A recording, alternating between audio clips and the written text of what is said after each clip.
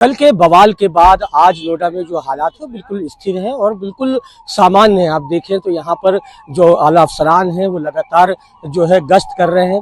CP ma'am भी यहाँ पर आई हुई है, लगातार सुबह से ही डटी हुई है और पूरी तरीके से स्थिति नॉर्मल है, कोई भी यहाँ पर आया नहीं है। मैम एक मिनट बात करना चाहेंगे, मैम किस तरीके के हालात हैं इस वक्त? इस समय पूरे जनपद में शांति है। जगह जगह पे छोटे सेक्टर्स पर बना के सेक्टर स्कीम लागू की गई है और एक कंपनी RAF और PSC की कंपनियां हमारे पास प्राप्त हो गई हैं और सिविलियन फोर्स लगा के सभी को यहाँ पे फ्लैग मार्च सुबह 5 बजे से कराया जा रहा है। अंबेडकर जयंती की वजह से कुछ यूनिट्स में छुट्टियां हैं, आज कुछ यूनिट्स खुली हैं। जो यूनिट्स खुली हैं उनमें काम चल रहा है और जनपद में 3 जगहों पर लेबर इकट्ठा हुए थे फैक्ट्री के बाहर और उनके द्वारा तत्काल मौके पर जो पुलिस बल उपलब्ध था उनके द्वारा वहां उनको समझा के और उनके घर भेज दिया गया है। 2 यूनिट्स में लेबर वापस काम पर आ गया है, 1 यूनिट्स के लेबर घर चले गए हैं। जो जनपद में हाई लेवल की कमेटी आई थी कल, उसने काफ़ी स्टेक होल्डर्स के संग वार्ता की है और उनके द्वारा कुछ अपनी रिकमेंडेशंस भेजी गई हैं। इस सिलसिले में 11:30 बजे उनके द्वारा प्रेस कॉन्फ्रेंस करके और जो भी उनके रिकमेंडेशंस हैं वो जारी किए जाएंगे। अंतरिम रूप से सरकार ने श्रमिकों की समस्या को ध्यान में रखते हुए उनकी समस्याओं के निराकरण के लिए कुछ निर्णय लिए हैं, जिसके बारे में अलग से बताया जाएगा। जैसे ही ये चीज़ें सामने आती हैं सभी फैक्ट्रीज में इसको चस्पा किया जाएगा और सभी लेबर ग्रुपों में इसको डाला जाएगा ताकि श्रमिक भाइयों को भी समझ में आ जाए कि सरकार उनके वेलफेयर के लिए चिंतित है और उनकी समस्या को ध्यान में रखते हुए जल्द ही निर्णय ले रही है। इस दिशा में आगे आने वाले समय में मुझे लगता है कि सरकार की इस पहल को श्रमिक भाइयों द्वारा स्वीकारा जाएगा और वो अपने अपने काम पर लौटेंगे।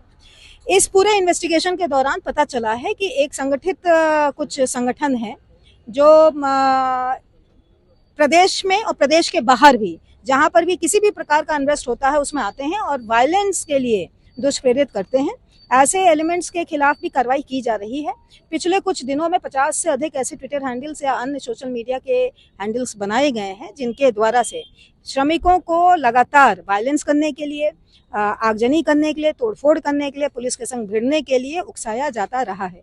इसके बावजूद कल जनपद में 83 स्थानों पर जहां जहां पे 42,000 हमारा श्रमिक निकला था उसमें मात्र 2 जगहों पर वायलेंट सिचुएशन होने के कारण पुलिस के द्वारा न्यूनतम बल प्रयोग करते हुए उसको शांत कराया गया। बाकी जगहों पर समझा बुझा के उनको वापस किया गया। तो इससे जाहिरा तौर पे जो उकसाने वाली गतिविधियां हैं वो लगातार चल रही हैं।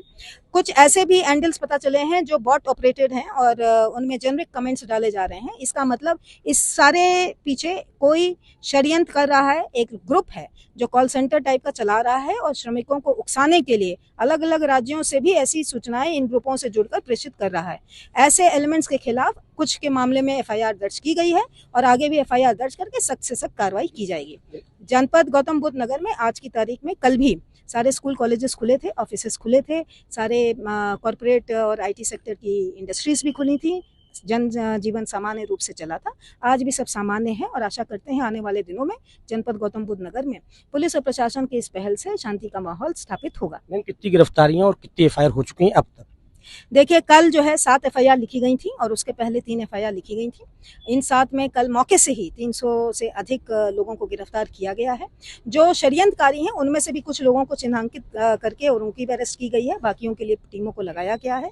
इनकी फंडिंग्स की भी जांच की जा रही है और इस दिशा में भी नए मुकदमे दर्ज करके सख्त कार्रवाई की जाएगी। बिल्कुल, ये थी नोएडा कमिश्नर लक्ष्मण सिंह जी, जिन्होंने कहना है कि जो कल बवाल हुआ है ये बवाल जो है कहीं ना कहीं प्रायोजित किया गया। कुछ कॉल सेंटर्स हैं जहां से ये सारी चीजें जो है प्रायोजित की गई और यही नहीं, जो कमेंट्स हो रहे हैं, जो ट्विटर है, जो सोशल मीडिया है, उस पे जो है बाकायदा जेनरिक चीजें डाली गई हैं। अभी तक जो है तकरीबन 10 FIR हुई हैं, 300 से ज्यादा अधिक लोग गिरफ्तार किए गए। फिलहाल अभी पूरी तरीके से जो माहौल है वो शांत है और आज 11:30 बजे प्रेस कॉन्फ्रेंस भी है जो समिति बनाई थी उत्तर प्रदेश सरकार ने, वो उसके बाद निर्णय होगा कि आखिर कितनी बातों पर सहमति बनी है।